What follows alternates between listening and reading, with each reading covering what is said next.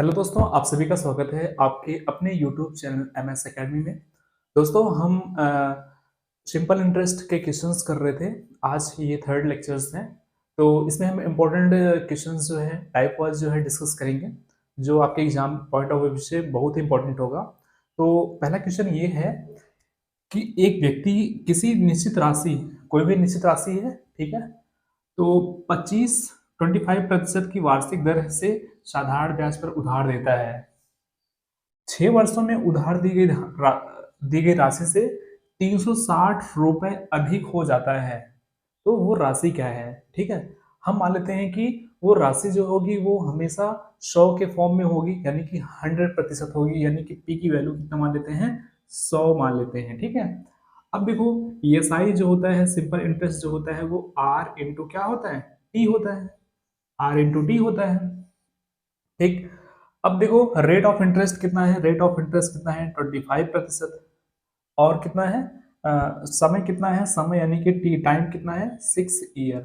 ठीक है, अब यहाँ पे देख लेते हैं कि वो जो राशि है 6 वर्षों में उसको कितना सिंपल इंटरेस्ट मिला।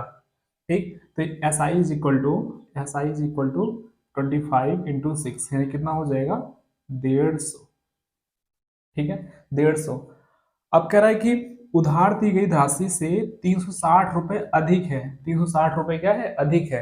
किससे अधिक है? प्रिंसिपल से। जो उधार दी गई राशि है वो इंटरेस्ट मिला, उसको कितना रुपए अधिक है? 360 रुपए अधिक है। ठीक है, यानी कि पी की वैल्यू कितनी? 100 और एस आई की वैल्यू कितनी है? 150%। अब देख लेते हैं इसमें कितना डिफरेंस है। 50% का डिफरेंस है। 50% की वैल्यू कितनी है? 360। हमेशा हमको हम प्रिंसिपल निकालना है, प्रिंसिपल निकालना है। तो यहाँ बताओ, यहाँ 2 से मल्टीप्लाई कर दें, यहाँ 2 से मल्टीप्लाई कर दें, ये कितना हो जाएगा? 100%। और ये कितना हो जाएगा? 720। ठीक है दोस्तों, तो आपका प्रिंसिपल आ गया 720। ठीक है, पहला क्वेश्चन हो गया, प्रिंसिपल कितना आ गया? 720 आ गया। आज चलते हैं नेक्स्ट क्वेश्चन पे। एक निश्चित राशि पर 3 वर्षों के लिए 14% वार्षिक ब्याज की दर से साधारण ब्याज, समान दर पर 5 वर्षों के लिए साधारण ब्याज से 4200 कम है, राशि क्या होगी? ठीक है, बताओ प्रिंसिपल हमेशा कितना मान लेते हैं? 100। ठीक है, रेट कितना है? 14%। पहले फर्स्ट केस है ये। टाइम यहाँ पे कितना है? टाइम कितना है? 3 ईयर्स। सेकंड केस क्या है? यहाँ पे पी कितना है? 100%। और रेट कितना है? सेम रेट है 14%। आर कितना है यहाँ पे? आर कितना? 5, सॉरी, टाइम कितना है? टाइम टाइम कितना है? 5। ठीक है, बताओ यहाँ पे एस आई कितना हो जाएगा? S I is equal to, यहाँ पे कितना होगा फर्स्ट केस में? एस आई, यहाँ पे एस आई कितना हो जाएगा? 42%।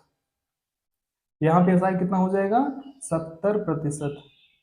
ठीक है, कह रहा है कि 4200 कम है, साधारण ब्याज क्या है? 4200 कम है, यानी कि 70 में से हमने 4200 घटा दो अब, यानी कि 70 माइनस 42।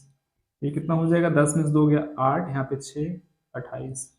28% की वैल्यू कितनी है? 42। अब काट दो आप इसको। ठीक, 7 चौके 28, 7 छंग 42, 4 से काट दो अब। 1% की वैल्यू कितनी हो जाएगी? 100% की वैल्यू कितनी हो जाएगी? 15,000 रुपये। ठीक है दोस्तों, आपको समझ में आया होगा। चलते हैं नेक्स्ट क्वेश्चन की तरफ। कह रहे सुमन ने 5 वर्ष पहले 16% की साधारण ब्याज की दर पर लिए गए ऋण पर ब्याज के रूप में 9600 का भुगतान किया। उसे कितना ऋण लिया था? उसने कितना ऋण लिया था? यहाँ पे देख लेते हैं टाइम कितना है? टाइम कितना है? 5 ईयर्स है। रेट कितना है? रेट कितना है? 16% है। ठीक है, कह रहा है कि ब्याज के रूप में कितना लिया था? 9600 लिया था। हम आपको बताए थे S I is equal to कितना होता है? आर इंटू कितना होता है? टी। आर इंटू टी होता है। रेट ऑफ इंटरेस्ट कितना है? 5, यानी कि सॉरी, कितना है? 16। टाइम कितना है? 5, यानी कि S I is equal to कितना हो गया? S I is equal to कितना हो गया? 80%। ठीक है, इज इक्वल टू इसकी वैल्यू जो है कितना है? 9600 है, यानी कितना हो गया? 9600। एक जीरो से एक जीरो कैंसिल, यहाँ से 8 से कैंसिल करेंगे, 8 1 8, यहाँ पे कितना बचा? 8 दूनी 16, यानी कि 1% की वैल्यू कितनी आ गई?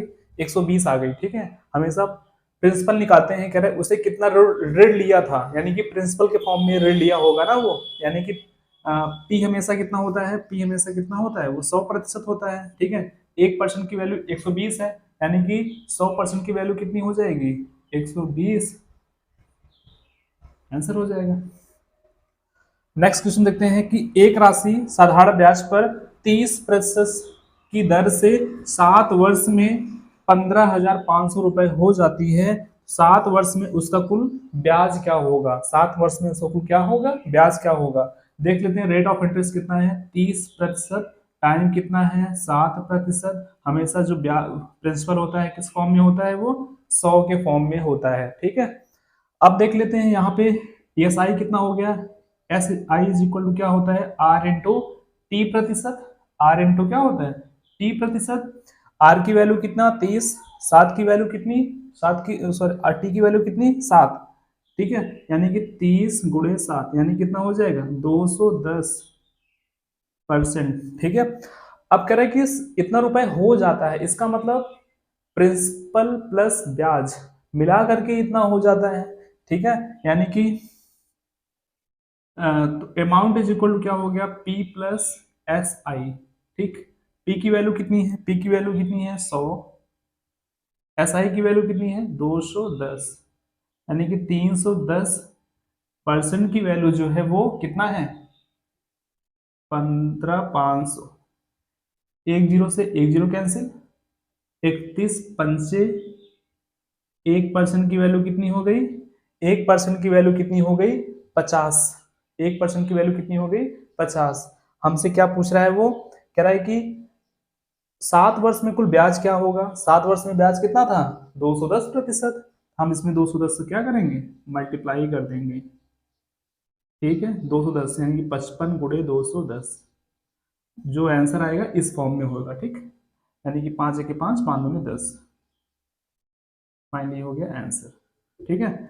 आइए देखते हैं नेक्स्ट क्वेश्चन की तरफ। 16,000 के मूलधन पर 10% वार्षिक दर से क्या होगा, साधारण ब्याज क्या होगा, ठीक है। साधारण ब्याज सिंपल है, आई इज इक्वल टू क्या होता है, पी इंटू आर इंटू क्या होता है, टी अपान कितना 100 होता है, ठीक है। पी की वैल्यू कितनी है 16,000 रुपए है, आर की वैल्यू कितनी है 10, वार्षिक बोल रहा है, टाइम की वैल्यू कितनी 1 बटे कितना हो गया 16, 2 जीरो से 2 जीरो कैंसिल, यहाँ पे कितना बचा 1600, आंसर हो गया, ठीक है। सिंपल इंटरेस्ट हो गया आपका।